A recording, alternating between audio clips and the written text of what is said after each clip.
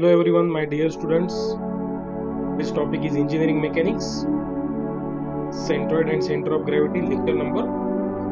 सर्वात पहिले मी सर्वांना रिक्वेस्ट करतोय की ज्यांनी लेक्चर 1 पाहिलं नसेल सेंटर ऑफ ग्रॅव्हिटीचं त्यांनी सर्वात पहिले लेक्चर 1 पाहायला पाहिजे, बिकॉज लेक्चर 1 मध्ये पूर्ण बेसिक्स झालेलं आहे आपलं आणि त्याच बेसिक्सचा आपण या प्रॉब्लेम सॉल्व्ह करण्यासाठी युटिलायझेशन करणार आहोत. तर चला तर मग स्टार्ट करूया. फर्स्ट प्रॉब्लेम आपण आपल्या सेंटर ऑफ ग्रॅव्हिटीचा अतिशय महत्वाचा प्रॉब्लेम आहे. सो प्रॉब्लेम आहे a solid cone having base 6 centimetre and height 6 centimetre. एक सॉलिड कोन आहे, त्याचा बेस आहे 6 centimetre and height also 6 centimetre आहे. Kept coaxially on a solid cylinder. कशावर ठेवायचं आपल्याला? याला एका सॉलिड सिलेंडरवर ठेवायचं आहे, having 6 centimetre diameter and 10 centimetre height. तर एक कोन आहे, त्या कोनला आपल्याला सॉलिड सिलेंडरवर ठेवायचं आहे, ज्या सिलेंडरचा डायमीटर जो आहे तो आहे 6 सेंटीमीटर आणि हाईट आहे 10 centimetre. Find the centre of gravity of the combination. आणि या दोघांच्या कॉम्बिनेशनचं, एक कोन एका सिलेंडरवर ठेवल्यानंतर जे कॉम्बिनेशन तयार होतो आहे त्या कॉम्बिनेशनचं आपल्याला सेंटर ऑफ ग्रॅव्हिटी काढायचं आहे. आपल्याकडे सेपरेटली कोन साठी सेंटर ऑफ ग्रॅव्हिटी अवेलेबल आहे, सिलेंडर साठी सेंटर ऑफ ग्रॅव्हिटी अवेलेबल आहे, पण दोघांच्या कॉम्बिनेशन साठी सेंटर ऑफ ग्रॅव्हिटी अवेलेबल नाही आहे. तेच आपल्याला या प्रॉब्लेम मध्ये फाइंड आउट करायचं आहे. तर सर्वात पहिले आपण डायग्राम ड्रॉ करून घेऊ. तर एक सिलेंडर ड्रॉ करू. Cylinder having 6 centimetre diameter and 10 centimetre height. तर सर्वात पहिले मी एक सिलेंडर ड्रॉ करतोय.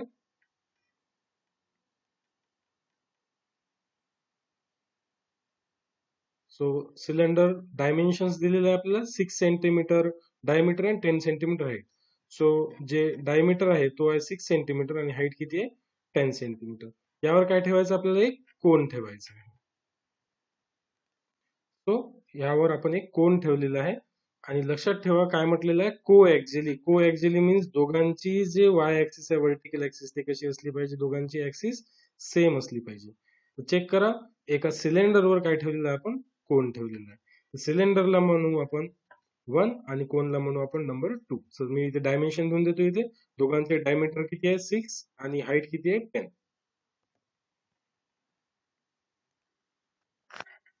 सो कोन आणि सिलेंडर दोघांची बेस डायमीटर किती आहे? 6 सेंटीमीटर. बट सिलेंडरची हाईट आहे 10 सेंटीमीटर आणि कोनची हाईट आहे 6 सेंटीमीटर. हे सर्व डायमेन्शन आपण दिलेले आहे. So what is the basic procedure? First procedure to draw the diagram. Second procedure is put the given figure in first quadrant. So जे फिगर दिलेली आहे आपल्याला कॉम्बिनेशन, ते कुठे ठेवायचे? फर्स्ट क्वाड्रंट मध्ये ठेवायचे. तर मी ड्रॉ करतो एक एक्स ऍक्सिस आणि Y axis. So Y axis आणि एक्स ऍक्सिस ड्रॉ करू आणि चेक करा पूर्ण कॉम्बिनेशन जे आहे ते आता कोणत्या क्वाड्रंट मध्ये दिसत आहे आपल्याला? फर्स्ट क्वाड्रंट मध्ये पूर्ण कॉम्बिनेशन दिसत आहे. So first step आहे आपली, put the given figure in first quadrant. Second step, divide the given figure or given combination into number of standard combination. So इथे किती स्टँडर्ड कॉम्बिनेशन आहे? एक आहे सिलेंडर, दुसरा आहे कोन. तर सिलेंडरला म्हणू नंबर 1 आणि कोनला म्हणू आपण number 2. So 1 and 2. Cone is number 2 and cylinder is number 1. So पुन्हा एकदा रिपीट करतोय. First of all diagram draw केली आपण. त्यानंतर काय केलं? Put the given figure in first quadrant. त्यानंतर divide the given figure into number of standard section. So किती स्टँडर्ड सेक्शन आहे? 2 स्टँडर्ड सेक्शन आहे. एक आहे सिलेंडर, दुसरा आहे कोन. त्यानंतरची स्टेप व्हॉल्यूम कॅल्क्युलेशन करून घ्यायचं. जसं आपण सेंट्रॉइड मध्ये एरिया कॅल्क्युलेशन केलं होतं, इथे काय करायचं आहे? आपल्याला व्हॉल्यूम कॅल्क्युलेशन करायचं आहे. So volume calculation V1 V2 म्हणू आपण, कारण दोन शेप आहे. So V1 means volume of cylinder. So काय असते volume of cylinder? Pi r square h. So V1 is the volume of cylinder, which is equal to pi r square h. So r is the radius of the cylinder. So what is the radius of the cylinder? Diameter is 6 centimeter, so radius is 3 centimeter, and height of a cylinder is 10. So pi into 3 square into 10. So pi into 3 square into 10 is 90 pi, and unit is centimeter cube. Area unit is centimeter square and volume unit is centimeter cube because it is 3 dimension. V1 is the volume of the cylinder. Now 2. What is second? Second one is the cone. So V2. V2 is the volume of the cone.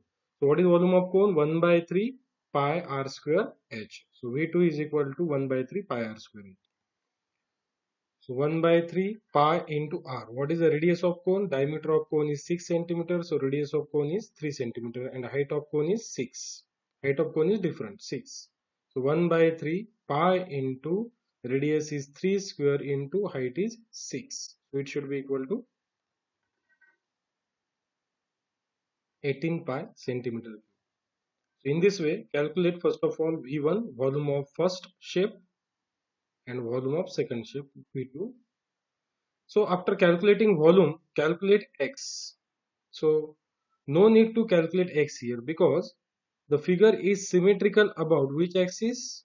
Vertical axis. So if the figure is symmetrical about vertical axis, no need to calculate the X. So X is the half of the diameter, that is 6 by 2. 6 by 2 is 3 centimeter. Here also 6 by 2 3 centimeter. So whenever the figure is symmetrical about y axis, no need to calculate the X. Calculate directly Y.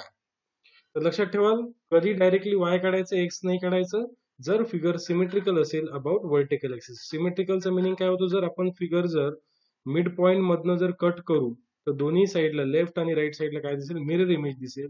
Mirror image means symmetric figure. Figure जर symmetrical असेल about y axis, so no need to calculate the x distance, directly calculate the y distance. So I am calculating y distance directly. So y calculation, first of all calculate y1. Y1 means what? Y distance of a centroid of a cylinder. So we know that the y distance of a centroid of a cylinder. So previous lecture मध्ये आपण already discuss केलेलं आहे की x आणि y कसं काढायचं. Cylinder साठी y distance कसं काढतो आपण सेंट्रॉइडचं? So y bar for cylinder is half of the diameter, that is d by 2. Sorry, it is x bar. Y bar is what? H by 2. So height of a cylinder is 10. So 10 by 2, 10 by 2, 10 by 2 is 5 centimeters. This is y.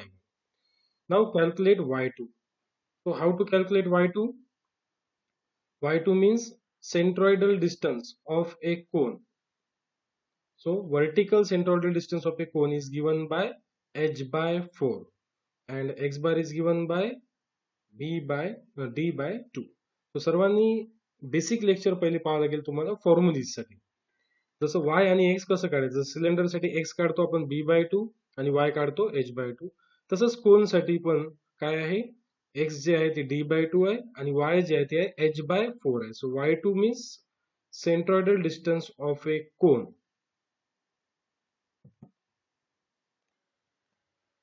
So y2 is equal to h by 4. But previous जे topic होतं centroid त्यामध्ये आपण discuss केलं होतं shift.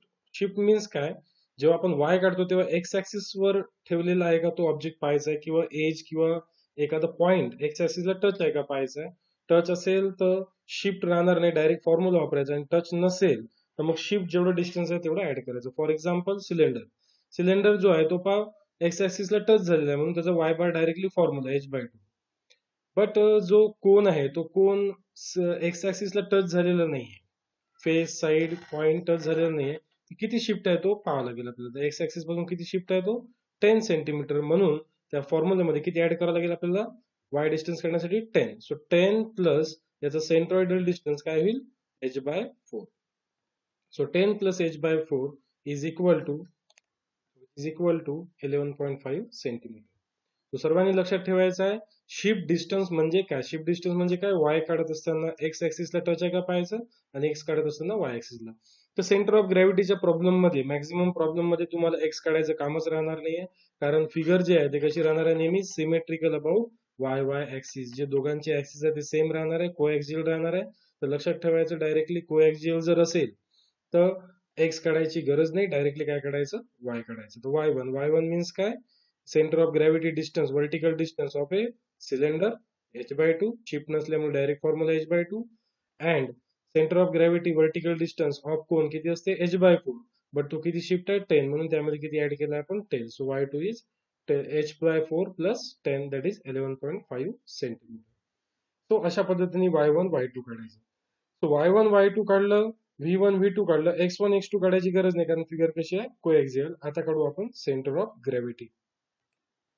Now centre of gravity find out करणे means x बार y बार find out करणे पूर्ण ऑब्जेक्टचा कॉम्बिनेशनचा. तर जसं आपण फॉर्म्युला वापरला होता कशामध्ये सेंट्रॉइड मध्ये, त्याच पद्धतीने इथे सुद्धा वापरायचं. फक्त सेंट्रॉइड मध्ये काय होतं, एरिया होतं व्हॉल्यूम ऐवजी a1 x1 a2 x2 a3 x3 होतं. इथे सेंटर ऑफ ग्रॅव्हिटी मध्ये काय राहणार, व्हॉल्यूम राहणार.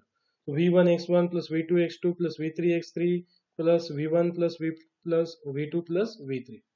सो इथे 3 शेप असते तर आपला हा फॉर्म्युला असतो, पण इथे किती शेप अवेलेबल आहे, ओनली 1 and 2. सो फॉर्म्युला कुठपर्यंत येईल, v1 x1 plus v2 x2. But आपण चेक केलं या प्रॉब्लेम मध्ये आपण एक्स काढलेलं नाहीये, कारण रिझन सांगितलं मी तुम्हाला, फिगर कशी सिमेट्रिक आहे. तर एक्स काढलेलं नाहीये, तर एक्स बार मध्ये तुम्हाला x1 x2 x3 काढायची गरज राहणार नाही. डायरेक्टली तुम्ही एक्स बार कसं लिहू शकता, सो डायरेक्टली लिहायचं, here figure is symmetrical about Y axis. Y axis figure काय सिमेट्रिकल आहे, त्याच्यामुळे डायरेक्टली एक्स बारचा फॉर्म्युला काय होणार, d/2 दॅट इज r. जर तुम्ही या फॉर्म्युला थ्रू जरी काढलं तरी आन्सर एवढंच येणार आहे, 3 सेंटीमीटर. सो टाइम सेव्ह करण्यासाठी डायरेक्ट लिहून टाकायचं x bar is equal to d/2 कधी, जर फिगर काय असेल सिमेट्रिकल असेल. बट वाय बार आपल्याला काढावं लागेल, कारण वाय बार मीन्स हॉरिझॉन्टली फिगर सिमेट्रिक नाही, व्हर्टिकली फिगर सिमेट्रिक आहे. व्हर्टिकली जर फिगर सिमेट्रिकल असेल तर एक्स बार काढायची गरज नाही, आणि हॉरिझॉन्टली जर फिगर सिमेट्रिकल असेल तर वाय बार काढायची गरज नाही. तर आपली जी फिगर आहे ती व्हर्टिकली सिमेट्रिकल असल्यामुळे आपण एक्स बार काढलं नाहीये, बट हॉरिझॉन्टली सिमेट्रिक नाही तर वाय बार काढावं लागेल आपल्याला बाय युझिंग फॉर्म्युला. फॉर्म्युला जसा आपण सेंटर ऑफ ग्रॅव्हिटी एक्स बार काढलं, v1 x1 v2 x2 v1 plus v2, तसंच वाय बारचा सुद्धा फॉर्म्युला आहे. v1 x1 ऐवजी काय येणार इथे आता y1, v2 x2 ऐवजी y2 and again v1 plus v2. Next is y bar. So y bar is equal to v1 y1 plus v2 y2 v1 plus v2. So v1 is equal to 90 pi, v2 is equal to 80 pi, y1 is equal to 5, y2 is equal to 11.5. इथे सर्व value put up करायचं आहे, तुमचं y bar येईल 6.08 centimeter. So in this way the x bar and y bar is calculated. x bar काढायचं कामच नाही पडलं आपल्याला, कारण फिगर कशी आहे, figure is symmetrical about y axis आहे. सो पुन्हा एकदा शॉर्ट मध्ये प्रोसिजर रिपीट करतो मी.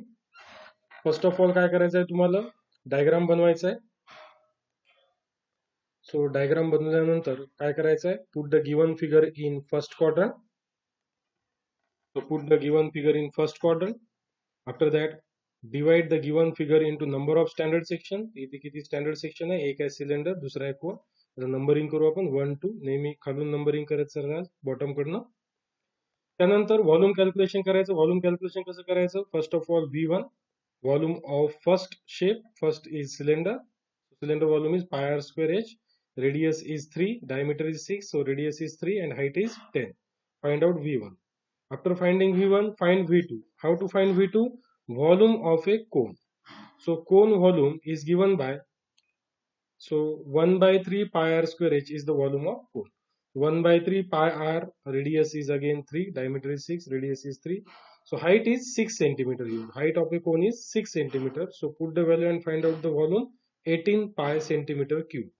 After that, so after that y calculation, how to calculate y distance, x distance जे आहे प्रीवियस लेक्चर मध्ये आपण डिस्कस केलेला आहे फॉर्म्युलीज, म्हणजे प्रीवियस लेक्चर सर्वांनी पहिले पाहून घ्यायचं. y is what, y for cylinder is h/2. So h/2 10 by 2. Height of a cylinder is 10 by 2, 5 centimeter. And always remember shift आहे का पाहायचं, तर x ऍक्सिस पासून शिफ्ट आहे का सिलेंडर, नाही, x ऍक्सिस वरच ठेवलेलं आहे, डायरेक्टली फॉर्म्युला वापरा. y2 means y distance of a centroid of a cone is given by h/4. पण हे 10 कुठनं ऍड केलं, पण 10 कुठनं ऍड केलं, कारण जे कोन आहे ते कोन एक्स ऍक्सिस पासून किती शिफ्ट आहे ते पाहायला आपण. एक्स ऍक्सिस पासून हे जे कोन आहे 10 सेंटीमीटर शिफ्ट असल्यामुळे काय केलं आपण, यामध्ये 10 डिस्टन्स ऍड केलं. So 10 plus h/4. So height of a cone is 6, so 6/4 plus 10 is 11.5. After that calculate centre of gravity. Centre of ग्रॅव्हिटीचा फॉर्म्युला आपल्याकडे अवेलेबल आहे एक्स बार वाय बार साठी, पण इथे आपण x1 x2 काढलेलंच नाही, कारण रिझन काय, फिगर कशी आहे, सिमेट्रिकल आहे about y axis. That's why directly लिहून टाकायचं आहे, here figure is symmetrical about y axis, hence its x bar is d/2 that is r. 3 centimetre, radius किती आहे ते 3 सेंटीमीटर, आणि y बार डिस्टन्स काढायला लागेल आपल्याला कारण फिगर हॉरिझॉन्टली सिमेट्रिक नाही, वर्टिकली सिमेट्रिक आहे. So v1 y1 plus v2 y2 v1 plus v2. So v1 v2 y1 y2 आपल्याकडे available आहे. Put the value and get the answer. It should be 6.08 centimeter. So therefore the center of gravity of a cylinder is 3 centimeter x distance and y distance is 6.08. So I am marking the center of gravity of composition or composite figure. Y distance is 6.08. So 6.08, so 10. So 10 half is 5. So more than 5 is 6 centimeter. So this should be the distance. So this distance is 6.08 vertical distance. And horizontal distance x bar is 3 centimeter. So this is x bar 3 centimeter. So this is the location of center of gravity. That is x distance is 3 and y distance is 6.08 for the composite figure or for the combination. या combination साठी centre of gravity कुठे येईल? इथे येईल. या पॉइंटवर पूर्ण कॉम्बिनेशनचं weight concentrate होईल आणि या पॉइंटवर जर आपण काय केलं, बॉडीला लिफ्ट केलं तर body must be equilibrium. So in this way the problem is completed. So अशाच पद्धतीने आणखी 3 प्रॉब्लेम आहे महत्वाचे, ते one by one me upload करत राहील. सर्वांनी पाहायचं आहे, काही क्युरीज आले तर माझ्यासोबत डिस्कस करायचं आहे. So thank you so much.